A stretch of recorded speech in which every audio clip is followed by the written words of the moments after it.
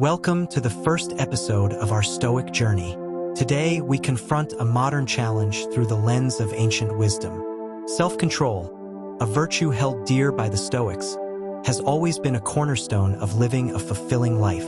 In this video, we will explore the teachings of Marcus Aurelius, Seneca, and Epictetus, who offer powerful insights on how to master our desires and lead a life of purpose and dignity. Let's begin our journey into the profound wisdom of the Stoics. Remember, it is not the person who reviles or strikes you who insults you, but your judgment about them as being insulting. So when anyone provokes you, be assured that it is your own opinion which has provoked you. Try, therefore, in the first place, not to be hurried away with the appearance. Take time. And when you are first struck with the suggestion, employ reason to convince yourself of the truth. This applies not just to people, but to every desire. Every desire you feel is a question posed to you. Do you wish to be free or do you wish to be enslaved? Your choice defines your freedom. You have power over your mind, not outside events. Realize this, and you will find strength. The desires and pleasures of the flesh are like mere shadows compared to the true joy of a virtuous mind. When tempted, remind yourself, is this within my control? What does my reason tell me? The soul is dyed by the thoughts we hold, so let only the finest thoughts dwell in you, as a kingly guest should be entertained. It is not the man who is too little, but the man who craves more, that is poor. Lusts, when indulged, grow by being fed. The more we surrender to them, the more insistent they become. Such is the nature of the soul that when it gives itself up to pleasure, it is captivated and bound to vice. Let us, therefore, avoid what will capture us and choose instead the joys that bring true freedom and tranquility.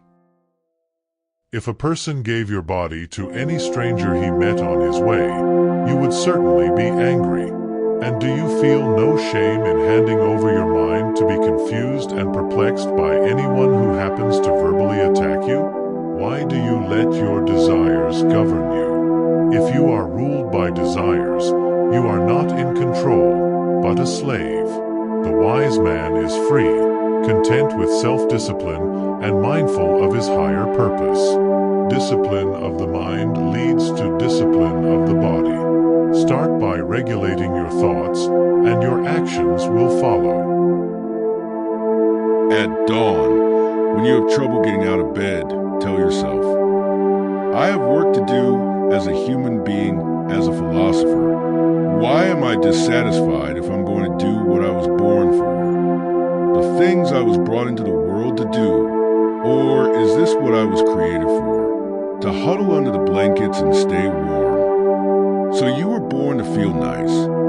Instead of doing things and experiencing them, don't you see the plants, the birds, the ants, and the spiders and bees going about their individual tasks, putting the world in order as best they can? And you're not willing to do your job as a human being.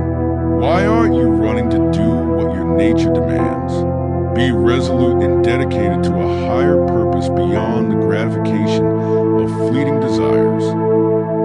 We are accustomed to being indulgent to the comforts that we can easily obtain, and these habits enslave us. What we habitually practice, we will become. The habits we form will lead to the enslavement of our soul or its liberation. Let us practice self-control as if it were a sacred ritual, remembering that a small step in the direction of virtue is worth 1,000 towards vice.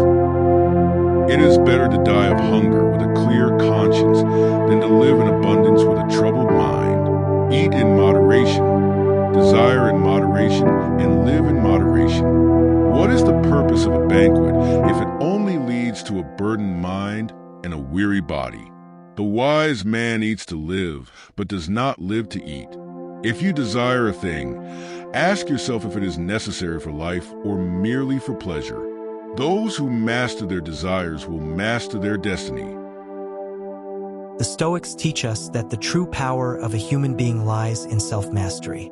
Our desires do not define us. Our actions and the choices we make do. By embracing the wisdom of Marcus Aurelius, Seneca, and Epictetus, we can find strength in discipline, clarity in thought, and freedom from the chains of fleeting desires. Remember, every choice is a step toward freedom or enslavement. Choose the path of wisdom, and you will find lasting peace and purpose. See you soon in our next chapter of wisdom. Drop a comment, like, and also don't forget to subscribe.